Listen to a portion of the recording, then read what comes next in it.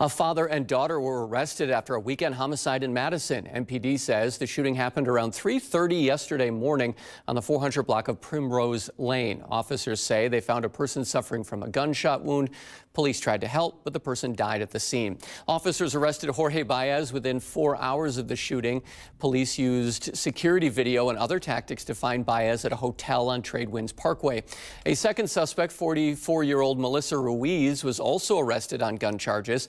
Police told WMTV that the two people arrested are a father and daughter, and that the daughter had previously been in a relationship with the victim.